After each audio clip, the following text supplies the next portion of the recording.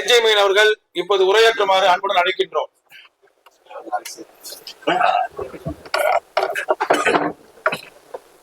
அனைவருக்கும் வணக்கம். மேடையில் அமர்ந்திருக்கக்கூடிய பாசத்திற்குரிய அனைத்து தலைவர்களும் என தனித்தனியா சொன்னா நேரம் ஆகிவிடும். அனைத்து தலைவர்களுக்கும் ஜெய் பீம் ஆர்மி சார்பாக வாழ்த்துக்களையும் நன்றியும் தெரிவித்துக் கொள்கிறேன்.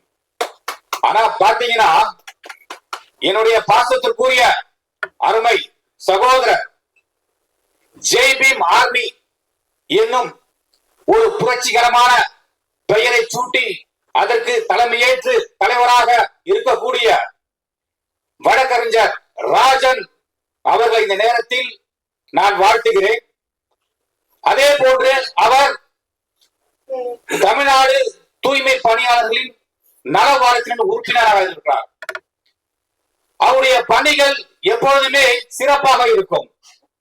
அவர் எடுத்திருக்கக்கூடிய அந்த பதவி முழுக்க முழுக்க தூய்மை பணியாளர்களை நல்வழிப்படுத்த வேண்டும், அவர்களுக்கு தேவையான உதவிகளை செய்ய வேண்டும், அவர்களுடைய வாழ்க்கை வாழ்வாதாரத்தை எப்படி சிறப்பாக சீரமைக்க வேண்டும் என்ற எண்ணத்துடன் செயல்பட்டுக் கொண்டிருக்கிறார்.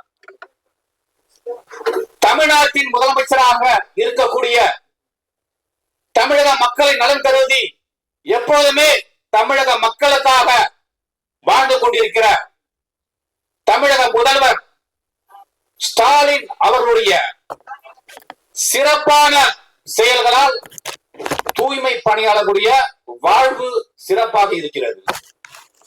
இன்றைய தினம் பார்த்தீங்கன்னா இந்த தூய்மை பணியாளர்களுக்கு தொடர்ச்சியாக அவருடைய சமூகம் சார்ந்து அவருடைய சமுதாயம் சார்ந்து அவர்களுக்கு எதுவுமே பாதிப்பு வரக்கூடாது என்பதற்காக தமிழக முதல்வர் பல்வேறு நடவடிக்கையை எடுத்துக்கொண்டே வருகிறார். மேலும் உங்களை போன்றவர்களுக்கு நிறைய சிறப்பான திட்டங்களை அவர் செயல்படுத்துவார். அந்த செயல்படுத்தும் போது நிச்சயமாக இங்க இருக்கக்கூடிய பாசத்திற்குரிய அருமை சகோதரன் ராஜன் அவருடைய பங்கம் அதில் இருக்கும் என்று இந்த நேரத்தில் நான் கூறுகிறேன். ஆகவே தூய்மை பணியாளர், நான் ரெண்டு விஷயத்தை எப்போதுமே பத்திரிகையிலும் பேசுவேன், டிவியில பேசும்பொழுதும் சொல்லுவேன். ரெண்டு விஷயத்தை மட்டும் எப்போதுமே பேசுவேன். ஒன்று விவசாயிகளை பற்றி. ஏன்னா விவசாயிகள் இல்லை என்றால் நாம் ஒரு வேளை கூட வாழ முடியாது. ஒரு வேளை உணவு இல்லாமல் எவ்வளவு பணத்தை வைத்துக் கொண்டெல்லாம் விவசாயிகள். ஆகையால் விவசாயிகளை எந்த அரசியல் தலைவராகவும் சரி விவசாயிகள் நலன் கருதி விவசாயிகளுக்காக செயல்படுங்கள். அடுத்தபடியாக பாத்தீங்கன்னா தூய்மை பணியாளர்கள், இவர்கள் இல்லை என்றால் இந்த நாடு ஒரே வார்த்தையில சொன்ன போன நாரி கிடக்கும். நீங்கள் எல்லாம் இருப்பதால் தான் இந்த நாடு உண்மையாக வாசனையாக இருக்கிறது. நீங்கள் இல்லை என்றால் இந்த நாடு நான் சொன்னது போல மாறி போகும். ஆகையால் நம்முடைய தமிழக முதலமைச்சர் அவர்கள் உங்களுக்காக நிறைய திட்டங்கள் வைத்திருக்கிறார். விரைவில் அதை செயல்படுத்துவார் என்று கூறி விடைபெறுகிறேன். நன்றி, வணக்கம்.